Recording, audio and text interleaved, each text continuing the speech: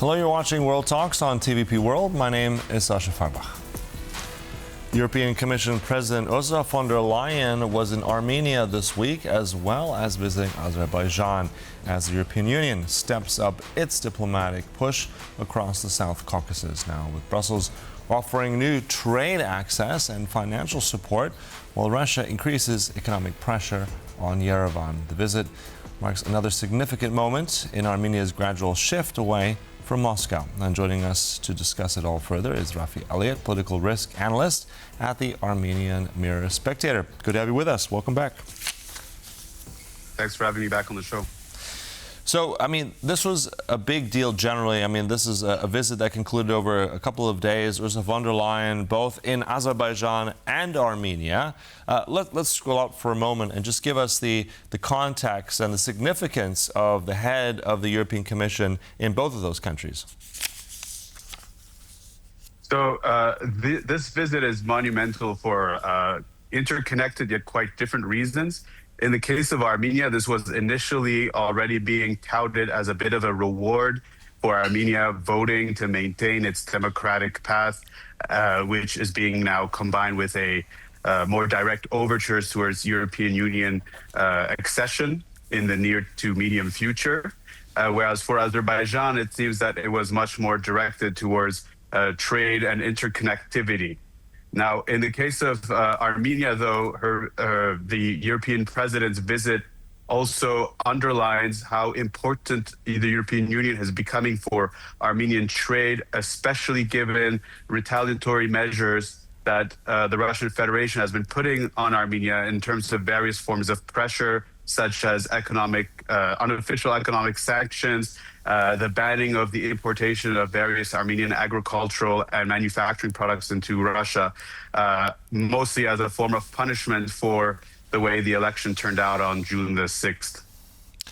And interesting, you called it and addressed it as pressure. I remember watching that press conference on Thursday. Ursula von der Leyen basically saying pressure, but then also saying it's essentially Russian coercion, offering at the same time European help, money in the terms of, on the tunes of, I think, up to 52 million euros. Still the market and the loss of what Armenia potentially is suffering. Can the European Union at this point really, is that enough? Can it replace, can it replenish, can it be that extra help to Armenia that it needs right now? So this is the key question that has been on everybody's lips in Yerevan since at least the beginning of June, when the first of these unofficial sanctions or pressure tactics were being deployed by the Russians. First, when they banned the importation of Jermuk, which is an Armenian bottled water, under health code violations, supposedly, then followed by Armenian flowers, which are almost entirely exported to Russia. And then more and more agricultural and manufacturing products were added to this list. There was talks that the European Union was developing some kind of an emergency package to help Armenian farmers mitigate the loss of access to Russian markets, in particular for Armenian apricots, which are quite well known. However, what's very interesting about the announcement made by the European president during her visit to Armenia on July the 1st is that they've essentially talked about removing all importation duties for Armenian agricultural products into the European Union entirely, as well as up to 80% of all Armenian exports in general, which is a very ironic situation since Armenia currently is a member of the Eurasian Economic Union, which is a customs union which joins Armenia with Russia, Belarus, Kazakhstan, and Kyrgyzstan, I believe.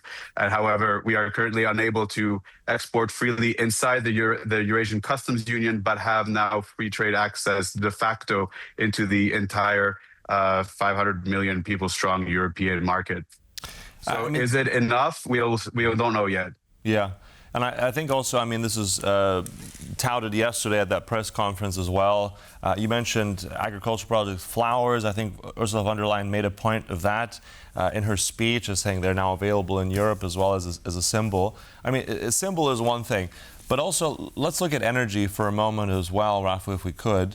How much still, I believe a lot, and the majority, and correct me if I'm wrong, of that energy source still comes for Armenia from Russia. How much leverage does Moscow have here, and how much more could it potentially squeeze?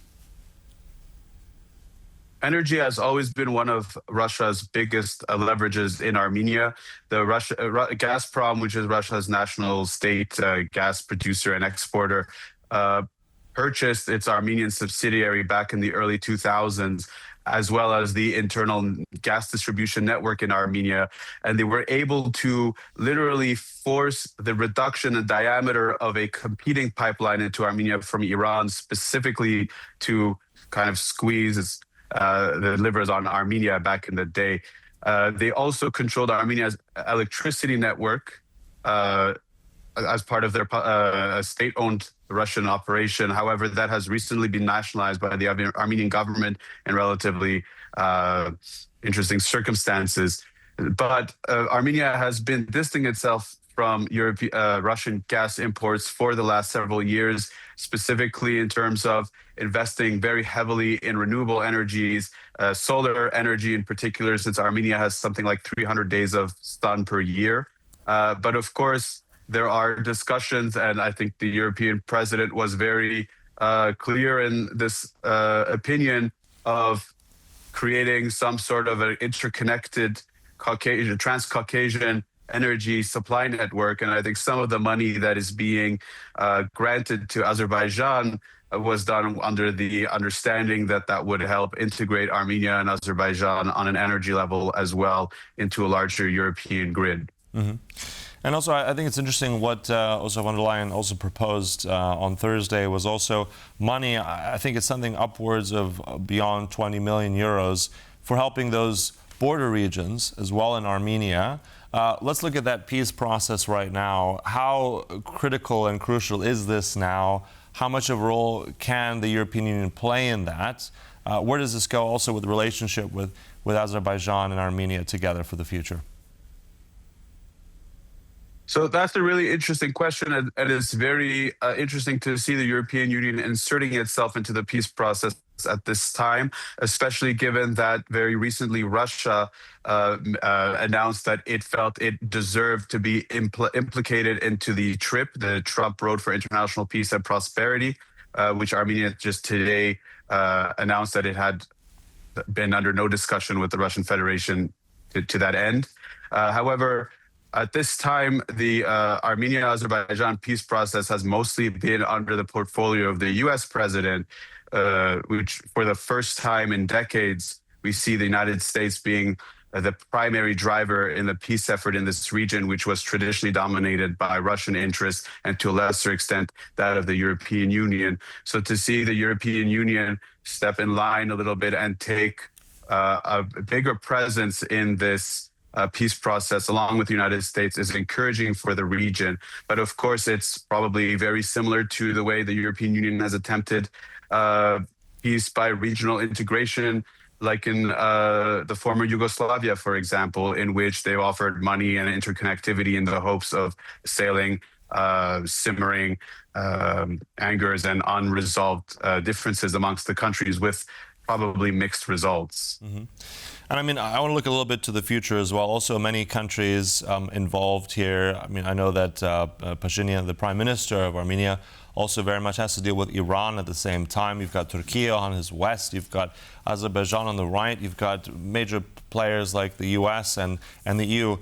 For you, and we've discussed this before, but what would be, let's say, in 12 to 24 months, the biggest indicator here that Armenia is shifting in terms of its policy more towards the EU? What are we looking for here? Well, I mean, just quickly on Iran, indeed, Armenia is in a very unique situation where it has to make friends with all of its neighbors, including neighbors which we may not ideologically want to agree with. And that probably also places Armenia in a very unique position of being a crossroads, as the Armenian Prime Minister Nikol Pashinyan likes to call it, the crossroads for peace. So obviously, maybe 24 months from now, if we do achieve open borders on two sides, and some kind of trade relationship with Iran, that would be a great success for Armenia. However, in terms of looking at indicators of EU accession, I think there is a very unique dynamic at play in this region, which is a sort of a push and pull, in which it looks like the Russians are almost actively pushing the Armenians out of the Eurasian Union, which is the primary blocker for Armenia's more concrete ambitions towards European integration. Since both the European Union and the Eurasian Union are functionally customs union, Armenia cannot be a member of both. It has to leave one in order to join the other. And right now, the Russian Federation, for reasons that are unknown to people with a logical understanding of the situation,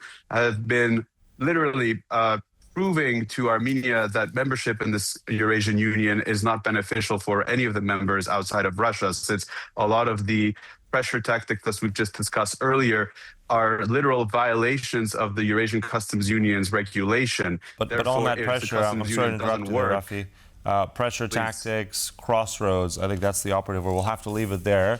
Really interesting stuff. Thank you so much again for being with us. Raffi Elliott there from the Armenian Mirror-Spectator. Thank you. My pleasure. Thank you. And thank you for watching. That concludes World Talks, but stay right here on TVP World for more. Goodbye.